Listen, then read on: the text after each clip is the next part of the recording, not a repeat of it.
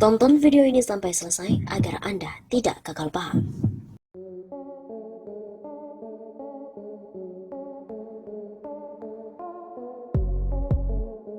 Lawan oligarki, buzzer RP hingga koruptor, Anies disebut jadi harapan rakyat di Pilpres 2024. Pegiat media sosial Helmi Felis menyoroti Gubernur DKI Jakarta yang disebut sebagai musuh semua pihak. Anies Baswedan musuh oligarki, koruptor, buzzer RP, penjahat konstitusi. Begitu ucapnya dikutip dari akun Twitter miliknya Selasa 3 Agustus.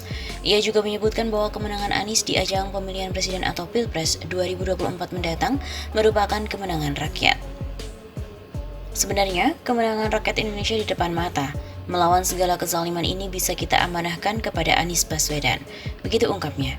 Helmi juga mengajak masyarakat untuk menentukan dua hal, yakni tumbangkan rezim atau menangkan Anies di 2024 nanti. Tumbangkan rezim ini atau kita bahu-membahu menangkan Anies Baswedan. Cuma itu, begitu imbuhnya. Diketahui sebelumnya sosok Anies Baswedan dianggap menjadi ancaman bagi para oligarki, sehingga para oligarki akan terus berusaha menjegal Gubernur DKI Jakarta itu untuk maju ke kontestasi Pilpres 2024.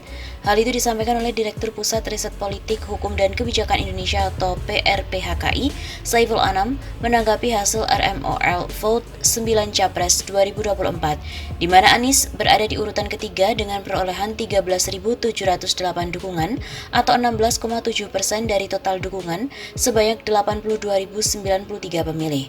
Melihat hasil polling tersebut, Saiful menilai bahwa ancaman yang akan terjadi apabila Anies maju pada Pilpres 2024 adalah keterbelahan dukungan kalau kandidatnya masih sama seperti pada Pilgub DKI Jakarta lalu. Tentu cebong dan kadrun akan kembali menggema apabila kandidatnya Anies melawan kandidat dari parpol yang kontra terhadap Anies. Begitu ujar Saiful. Keterbelahan itu, kata Saiful, akan semakin tampak apabila kandidatnya sama dari unsur-unsur atau pihak-pihak yang kontra terhadap Anies. Ancaman lainnya adalah semakin panasnya kondisi perpolitikan bangsa, mengingat akan banyak oligarki yang mencoba bermain dan masuk ke segala lini, termasuk mencoba menggulingkan Anies. Saya kira akan banyak ancaman oligarki yang menginginkan Anies tidak terpilih atau kemudian ditumbangkan. Akan panas, namun akan cenderung menarik apabila kandidatnya sepadan dengan Anies. Meskipun bisa juga Anies berpotensi kalah kalau tidak didukung dengan infrastruktur politik yang memadai. Pungkas Saiful. Anies merupakan pemimpin yang memiliki moralitas tinggi, berkarakter bagus, dan juga berintegritas.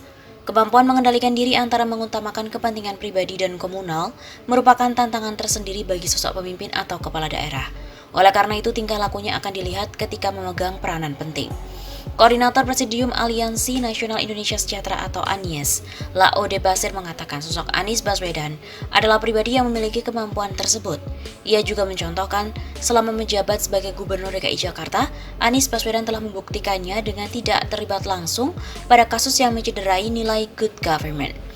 Kita menginginkan pemimpin yang berintegritas tinggi, satu kata dan perbuatan, sehingga perbuatan-perbuatan yang memberikan cacat terhadap kepemimpinan seperti korupsi dan lain-lain yang mengingkari komitmen good government bisa dihindari.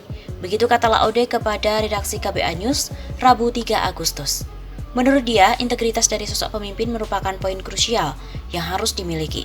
Pasalnya, dalam membangun bangsa saat ini, seorang pemimpin dituntut untuk selalu bertingkah laku baik, misalnya sopan, jujur, ramah, bukan bertindak sebaliknya yaitu egois dan serakah.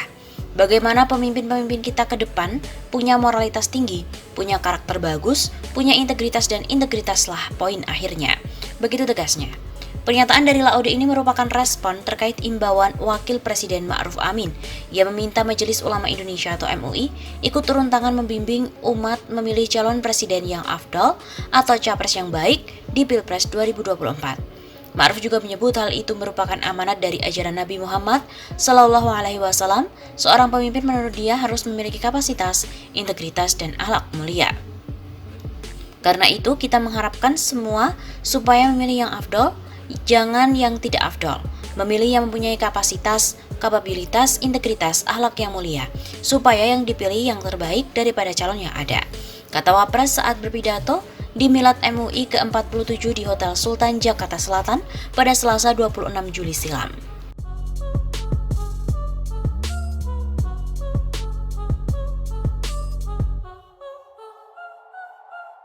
Anies Baswedan ungkap strategi jika terpilih jadi presiden di Pilpres 2024. Gubernur DKI Jakarta Anies Baswedan mengungkapkan sebuah strategi jika dirinya terpilih jadi presiden di Pilpres 2024. Dikutip dari redaksi Makassar Terkini, hal tersebut diungkapkan dalam sebuah acara di TV One bersama dengan Karni Ilyas.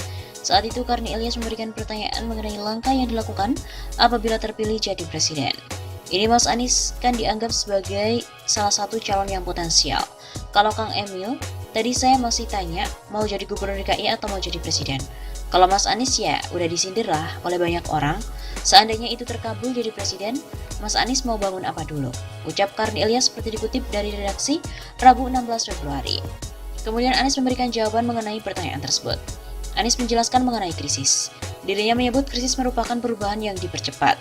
Krisis adalah perubahan yang dipercepat, setiap pribadi mengalami krisis. Organisasi mengalami krisis atau negara mengalami krisis. Maka sesungguhnya dia sedang mengalami perubahan yang dipercepat, kata Anies Baswedan. Lebih lanjut, Anies menyebut krisis tersebut harus dimanfaatkan untuk melakukan perubahan yang dipercepat di berbagai aspek. Jadi kita harus memanfaatkan yang disebut sebagai krisis itu untuk melakukan perubahan-perubahan yang dipercepat di berbagai aspek. Dia kemudian juga menjelaskan bahwa strateginya adalah meningkatkan kualitas perekonomian Indonesia. Perekonomian kita turun, tapi perekonomian kita turun itu bukan salah hitung. Bukan ada investasi yang salah, bukan ada kebijakan yang salah, tapi ekonomi kita turun karena mobilitas penduduk dibatasi, interaksi dibatasi. Sehingga transaksi yang sifatnya langsung itu turun, tapi transaksi yang tidak face to face mengalami lonjakan. Anies menyebut perlu melakukan penataan ulang perekonomian di Indonesia. Ini kesempatan bagi kita sebagai bangsa untuk melakukan penataan ulang atas perekonomian itu. Perekonomian ini semua ikut sumbang, ada yang bawa modal uang, ada yang bawa modal tenaga, ada yang bawa modal teknologi, ada yang bawa modal tanah, ada yang bawa modal macam-macam masuklah dalam sebuah perekonomian. Anies juga menjelaskan, dari sisi tersebut nantinya ada distribusi pendapatan. Lalu dari situ ada distribusi pendapatan, ada yang dapatnya banyak, ada yang dapatnya sedikit. Nah, ketika terjadi krisis ini berhenti semua, kita ingin meningkatkannya lagi. Maka kita harus meningkatkan kualitas perekonomian kita. Bukan saja perekonomian yang berorientasi pada pertumbuhan yang cepat, tapi juga pertumbuhan yang berkualitas. Begitu ungkap Anies.